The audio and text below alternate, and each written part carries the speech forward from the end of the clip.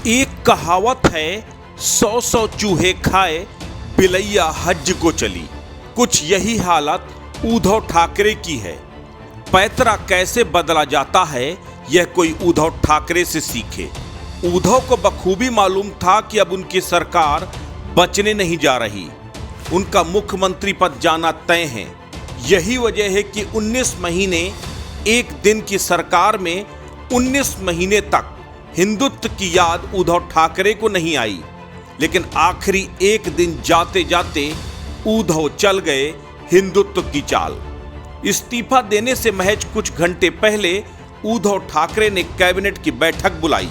इस बैठक में शामिल होने से पहले मराठा छत्रप संभाजी के नाम पर औरंगाबाद का नाम और उस्मानाबाद का नाम धाराशिव करने का प्रस्ताव पास कर दिया, जबकि कांग्रेस और एनसीपी दोनों विरोध कर रहे थे।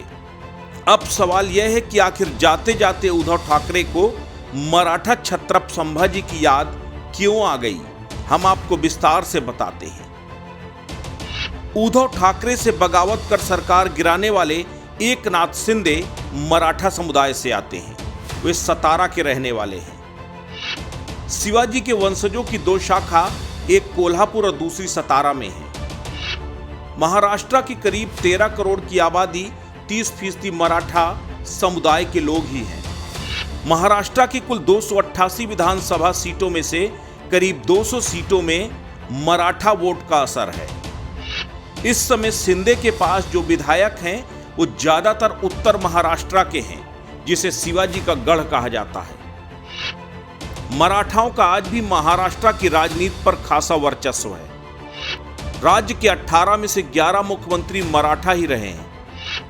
एनसीपी छत्रप शरद पवार लंबे समय से मराठा कार्ड खेल रहे हैं। पिछले विधानसभा चुनाव के परिणामों पर अगर नजर डालें तो एनसीपी के 54 में से 24 विधायक मराठा हैं। कांग्रेस के 17 विधायक मराठा चुनकर आए। शिवसेना में भी 19 विधायक मराठा चुनकर आए। 2019 में हुए विधानसभा चुनाव में बीजेपी ने 47 मराठाओं को टिकट दिया था। महाराष्ट्र में शिवसेना को मराठा अस्मिता के लिए काम करने वाली हिंदूवादी पार्टी माना जाता है। पवार की एनसीपी को मराठाओं की पार्टी और कांग्रेस की इमेज मुस्लिम समर्थक होने की है। इधर कई मौकों पर शिवसेना का भी झुकाव मुस्लिमों की तरफ ज्यादा दिखा।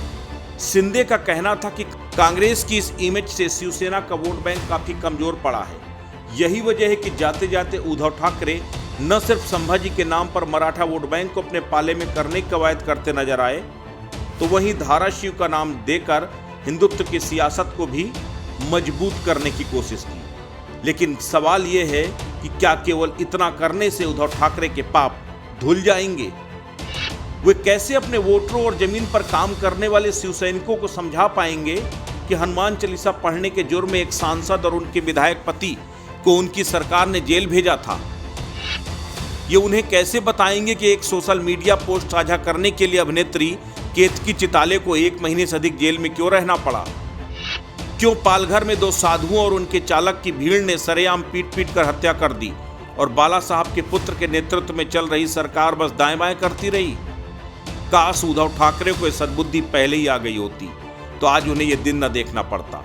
कहते हैं ना, बहुत देर कर दी हुजूर आते आते। अस्तित्व न्यूज के लिए मुंबई से अंकित शाह की रिपोर्ट।